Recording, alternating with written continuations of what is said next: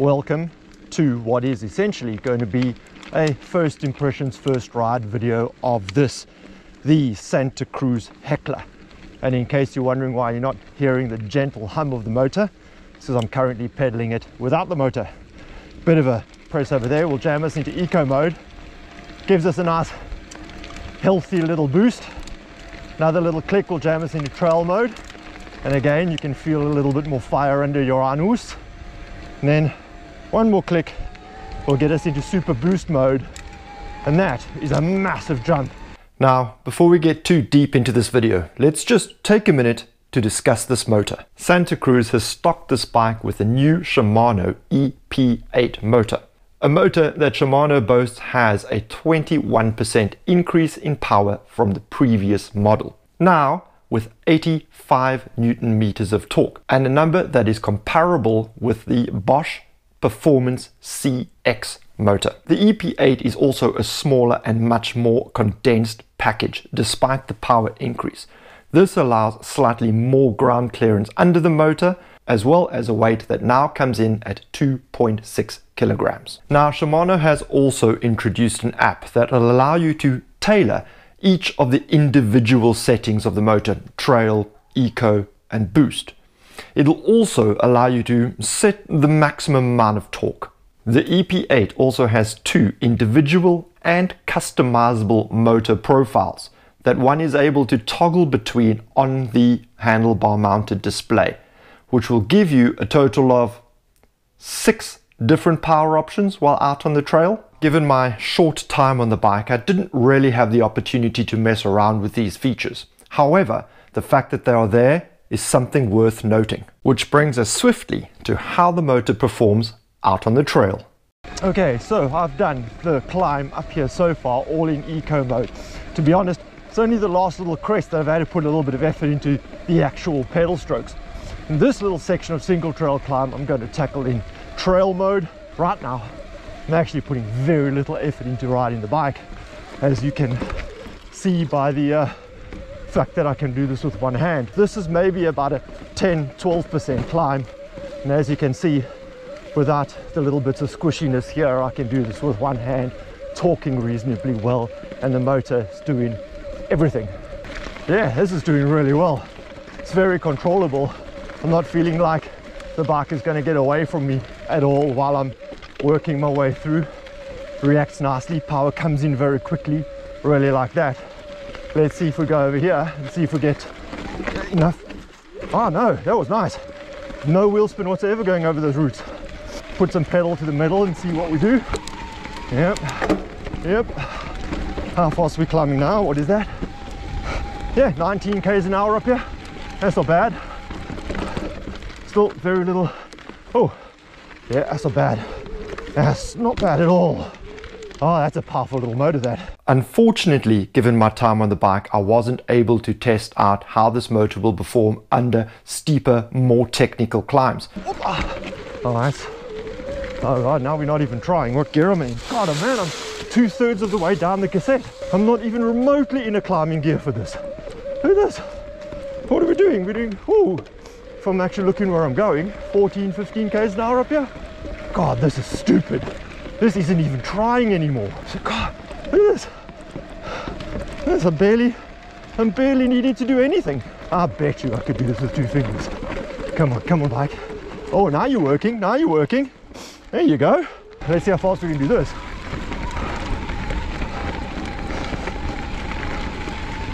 Yeah. Well, that's flipping hauling now. Whew. I bet this motor's going to actually, I'm going to ding off the limiter any second now. Oh, that's smooth.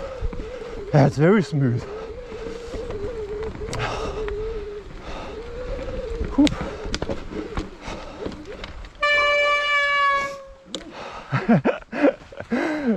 So obviously there's more than enough power there. The battery that Santa Cruz has fitted to this bike is a 720 watt-hour battery, up from the 504 watt-hours of the previous model. And Santa Cruz say that this battery will provide an adequate amount of range. The Heckler is Santa Cruz's trail e-bike, and as such it comes fitted with 160 mils of travel up front and 150 in the back. The bike also comes as the MX version, which is the mullet, or the full fat 29er version. There are a few geo differences between the models, and the models also come with a flip chip that allows you to run them either in a high or a low setting. This particular model comes with a Fox 36 Performance fork, and that is paired with a RockShox Super Deluxe shock. SRAM GX Eagle takes care of the running gear, and the SRAM Code R stoppers are paired with the 200mm rotors front and back. And the whole unit weighs a whopping reported 22.14 kilograms, or 48.81 pounds. The Heckler comes with Santa Cruz's VPP suspension platform, and as such the shock is buried deep down inside the suspension linkages, which makes getting to the climb switch a bit of a ball ache. Fortunately, the climb circuit on the RockShox Deluxe is a little bit too harsh, and the motor a little bit OP. So I just found myself flicking that bad boy into open and never giving it another thought. Santa Cruz have also located the bike's power switch underneath the shock, just above the motor in the bottom bracket. A choice that I initially thought was a little bit odd. However, one does only turn the motor on at the beginning of the ride, and when the motor automatically powers itself off while you're sitting in the old beer garden. So the location of the button actually has very little real world consequence. Okay. Now we're going to see how this descends, and it's not a flippant chance in hell I'm descending this thing in boost mode. Boost mode is proper savage. So I'm going to jam it into eco. I don't need anything more than that. And while I hear the call of my people, I'll get rid of a few more gears. Oh, that's squishy. So I spent very little time. Oh, nice bite. Very little time actually setting this bike up. I just wanted to get a good feel of it. I'm running the suspension nice and wintry soft, and that's working really nicely actually. Ooh, till you almost lose the front like a complete spazoid, but that wasn't bad. Actually is working really super good. Nice. You just have to be careful here. There are walkers and visibility is not exactly what you would call stellar. So it will give me a bit of a feel over some relative chunk in the loops. That's nice. One thing I do love about the way e-bikes ride, especially being a bit of a lighter chap, is they do anchor up so well. This extra weight just really plants the bike in. Unlike when I ride normally with my 68 kg fighting weight, it is pretty hard to keep a bike into a braking line. See what this one's going to be about. It's got like a proper jank little chute in it. That might be a bit on the sketch side today, but we'll see how that rolls. There we go. A bit warmed up. Oh, the front does like to. Woo-hoo. Okay, here we go. Let's see what this is all about. That's not too bad. There we go.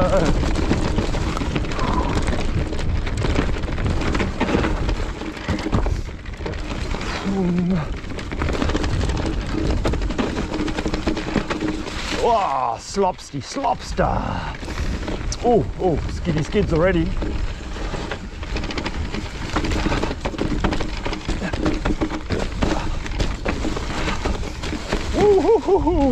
Leaf covered DK stair sets are properly something to ride, eh?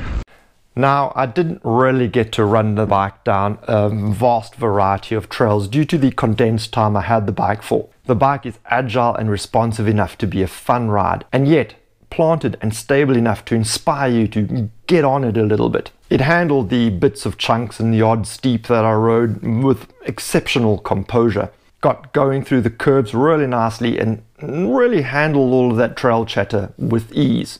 And I really do look forward to swinging my leg over it again in the future. But my first impressions are its trail manners are, well, really nice. However, there were two issues with the bike that really got under my skin a little. And we're going to start with... While the brake warms up, I found the Code SRAM Rs that the bike came fitted with to be a touch on the vague side, as well as having a very spongy lever feel. I did spend a couple more days on the same brakes on a different bike, and this didn't help to dissuade me from this opinion. It only served to further enhance it. And this leads me to believe that the problem wasn't with this particular set of brakes, but with the brake model in general. Now, I am fully prepared to admit that this may very well be a bit of bias, as my homie Marty runs the codes on both of his bikes, and he really likes them. However, he did have a go on the other bike, and he also noted the spongy lever feel.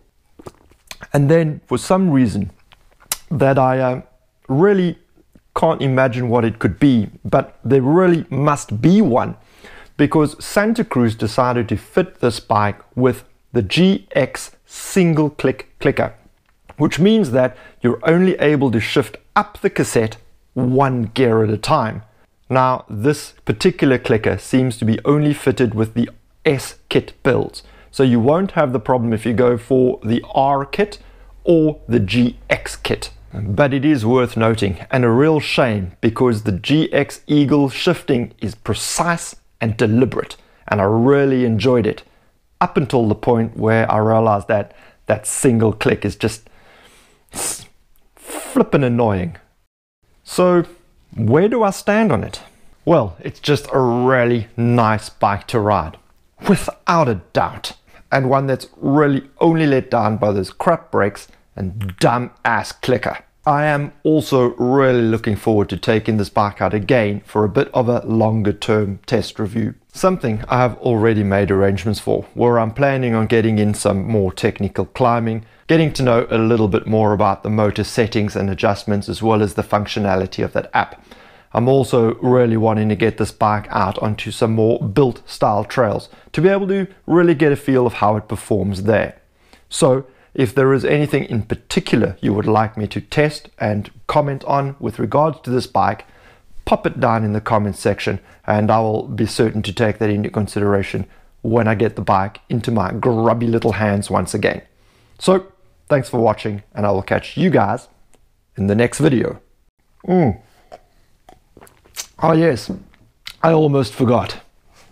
The bike starts at a whopping $8,749 US, and that is for the entry-level model, and then it rockets all the way up to $13,899 US for the full Christmas tree version that also comes in Santa Cruz's CC carbon weave, a weave that Santa Cruz claims is both lighter and stronger than the C weave that the more wallet friendly bikes come in.